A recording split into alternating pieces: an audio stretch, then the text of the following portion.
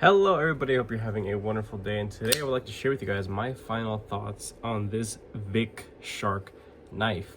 Now, I don't remember the exact model name or number sequence, but I will be linking it down. I think it's something that's interesting enough to pick up for its price range. Currently, at the recording of this video, it is on Amazon for $21.99. For what you're getting here, I still think this is a good bit of knife. Now, is it built to the best possible standards? No, it's not. And we're gonna go through all the little nitpicky BS stuff that I can possibly think of. But first, we'll start off with some size comparisons. We'll take the weight, and then we'll get into all the rest of the other stuff. But at least now you know how the knife looks and the price, and really that's about it. There are 6 different color variations, and the pictures on Amazon, and if you go and actually look at it, you'll see that the uncoated blades are satin finish, and it's a beautiful looking satin finish, but it's very deceiving because it makes it look like this is a hollow ground knife, like a really deep, well-made hollow ground blade, but it's not. It's just flat ground. Hollow grind at that price, that would be insane. But this is on the long lengthier, larger side, so we're gonna go ahead and start with some big boys for comparison. This is a full tie MSI. It is close, damn near the same length overall. We have a Spyderco Lightweight Manix 2. Vic Shark is just a touch bit longer, not by much. Let's try some other stuff. Civivi Vision FG is shorter. CMB Predator, love this knife. Shorter as well. And my other size comparisons knives aren't really worth showing off just because you already know they're going to be pretty small. But I do have a couple other knives that I think are popular enough and are worth showing because they're on the lengthier side. We have here the CGRB Prado. This is the budget one, and I want to specify that because there are now premium versions of it and they look awesome. So the Prado is damn near the same length overall. We have the beautiful tank of a knife, this Civivi Vexillum. It is actually a little bit longer than the Vic Shark. And let's see. Try to get 2 more out here. Have this dude right here, the Seneca Glide Strike. Wonderful budget knife. And I guess can do this right here, the Titanium Titty. There we go. So Titty by Kubey. It's not actually called the Titty, but it's just its nickname. Yeah, it's a little bit shorter than the Vic Shark. So hopefully that handful of knives helps you guys visualize how big this thing is, or maybe how small it may be to you. It is definitely pretty comfortable for people with larger hands. I can't see anybody really having any issues with it. There are some little humps in the handle that are suggestions of finger placement, but they're not too aggressive, so you know, you can kind of ignore them if you don't want to use them. Let's take the weight on this. There is 0 skeletonization of those steel liners and 0 pocketing in that G10 scale there. 5.5. So for the size of knife, it is a little bit up there, but still, this is a 5.5 ounce item. It's really not the end of the world. I could care less realistically, but I think it's worth sharing. All right, let's start getting into other details and nitpicky stuff. So, D2 blade material. I am completely okay with D2 at that price point. Yes, there are other things that could have been utilized here. They do offer a PVD tumbled finish that I think is rather well applied. I think it looks good. I can't really complain about that. It is on the lighter side, but it will hide use and scratches rather well. The coated ones, they have a satin. They look good until you use them. That's just my only thing against satin finishes on blades, and I guess steel parts as well.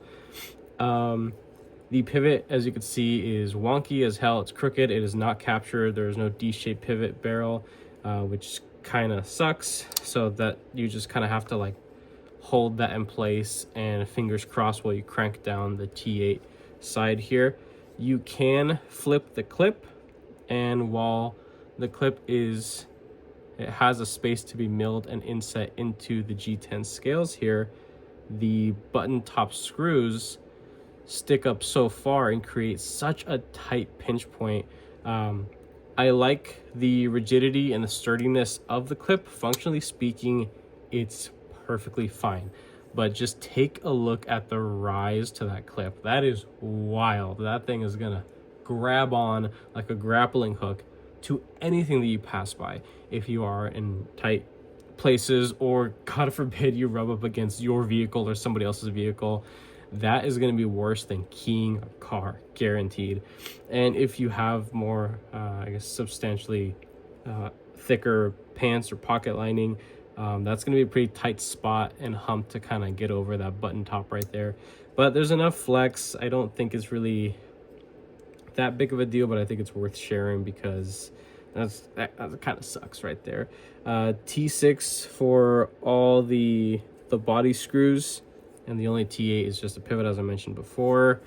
There is no jimping on this flipper tab here, but it's shaped in such a way and interacts with the detent well enough to where I'd say it's comfortable. And I do not like flipper tabs. I could care less. I think flipper knives, this is just my opinion, I think visually detract from how the knife looks in the open position. That's just my little thing. I don't care for flippers, but I know plenty of people do. If you're a person that likes flipper tabs and you want to know, hey, is this comfortable? Is this easy to deploy? Absolutely yes. This is not something that I would, say is difficult to use or uncomfortable in any way. Jimping would have been nice, but it's not necessary. It's shaped in a manner where it kind of like hooks up there, but it is well rounded off. I wouldn't say that it's sharp or anything. It's done well. It is. The detent is medium. I wouldn't say it's super strong. I wouldn't say it's light either. And but I will say that while interacting with the studs, the detent does feel like it's on the stronger side, mainly because of the design of the studs. It's a pretty poor design. We have seen smooth and domed top studs before on other models, but typically on a little bit more precision engineered pieces, machine pieces. This not so much. They're really slick. They're really slick. They're not really, they're in a good spot. It's just not super reliable. If you have a little bit of grit on your hands, I can't see you having much of an issue with deploying it with the thumb stud. It sounds good, it feels good, nothing weird going on. It's just that if your hands are nice and clean, or maybe you have a little bit of lotion on your hands because you gotta stay moisturized and you're a crusty bastard, well, you're gonna be slipping off of it a lot. And getting to reverse flicking, it's damn near impossible. With how the detent is, it really is favoring the flipper deployment. The flipper on this feels a whole lot better than the action with using the studs. It's just, I just can't get over how terrible that is. There is some rather aggressive jimping here, and I like it. I don't mind it whatsoever. I honestly wish more knives would use jimping that is as aggressive, maybe not as visually aggressive, but functional. It is functional. It is just a little bit more visually aggressive, right? You do have a nice shaped blade, a good bit of usable blade length. It is definitely on the thicker side, but comes to a rather precision tip, and I like that. So you can get a lot of work done with this. It's a very slow rise belly. There's not a whole lot going on. Some decorative swedges and stuff, just a pass-through material. This is on the thicker side of blade stock material. And you can see that as it does come down to the final cutting edge, I did put a 16-degree edge on here, and you can see that one side is significantly taller than the other. This side, I guess the right side, is significantly taller than the other. That is due to the blade just not being ground the best. Yeah, this thing was an absolute bitch to sharpen because the edge from the factory was just so wonky. It was thick here on this side, thin up there, and then vice versa on this side.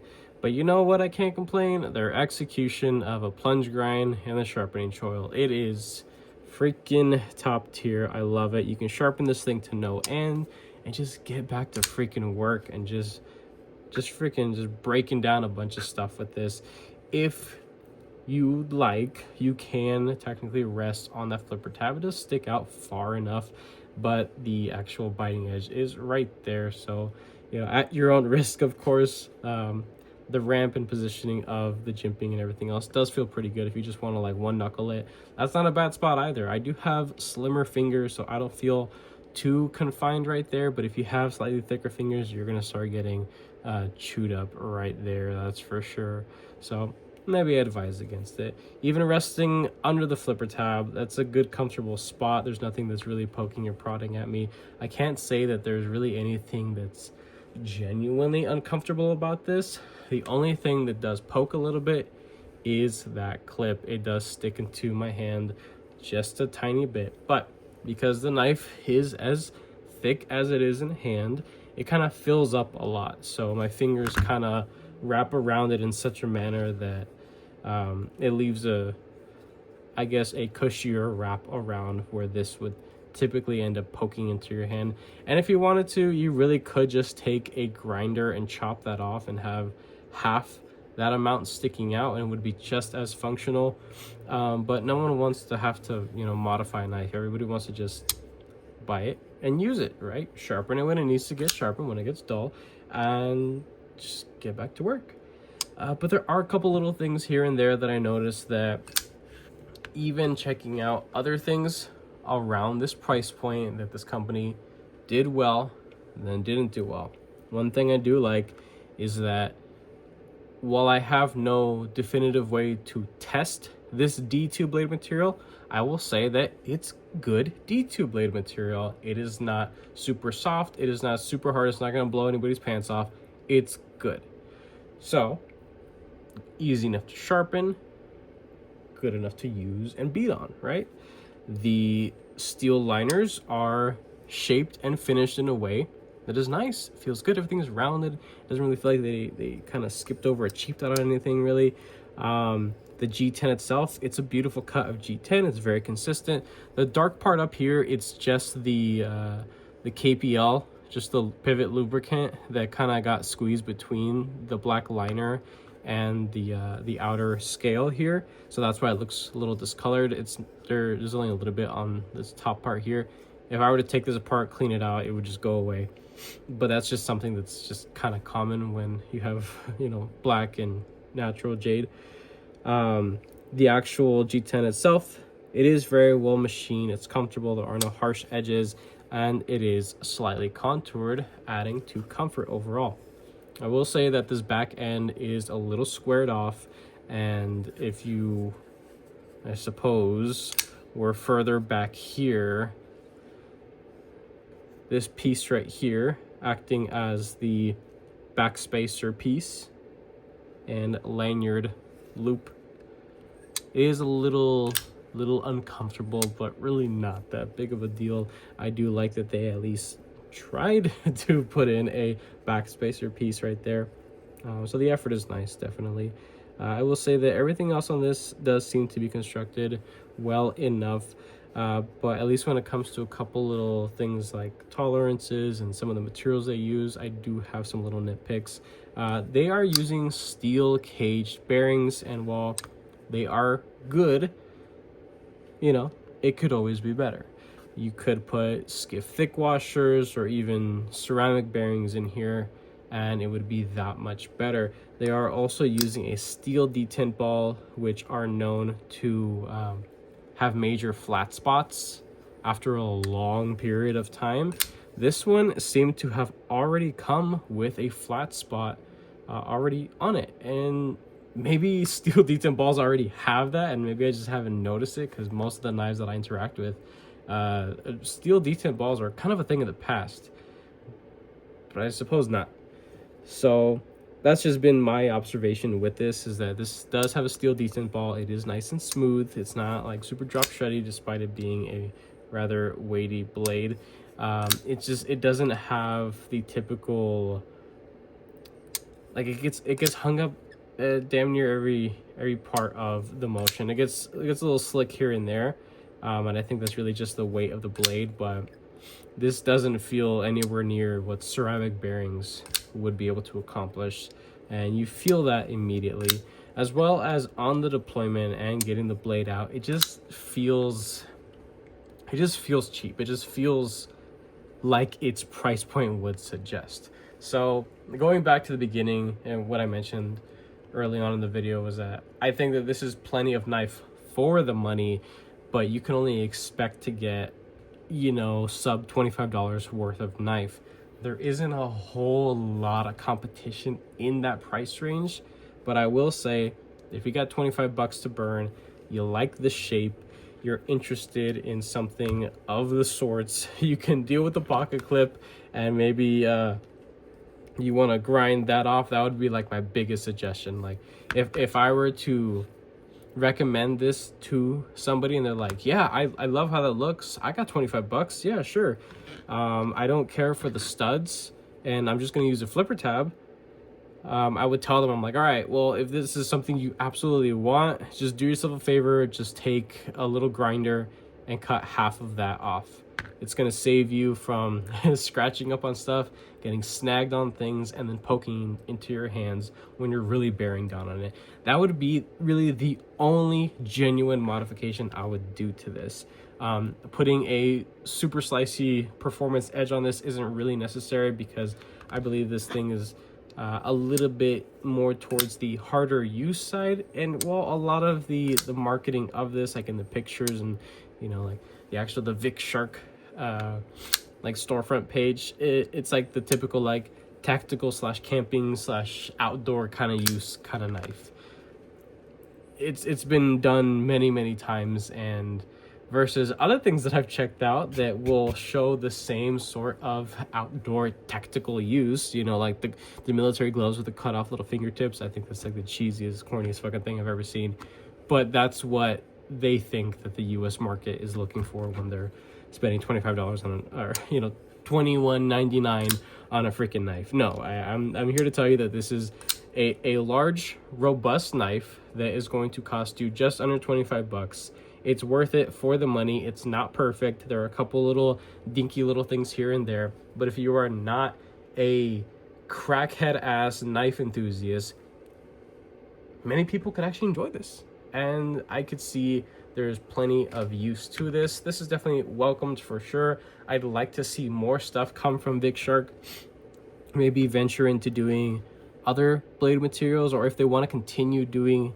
D2, that's perfectly fine. Keep doing it the way that they're heat treating it, but maybe just tighten up the quality when it comes to the factory finish, and maybe implementing some ceramic bearings or ceramic detent, or both, or maybe just putting in washers. Why not? I think washers would be really good in here, and it would definitely fit the part for sure.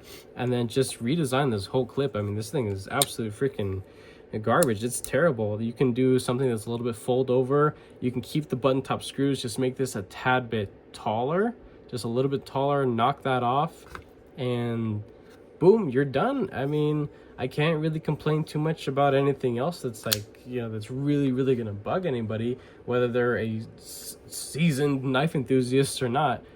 As I mentioned prior, this is plenty of knife for the money, for sure.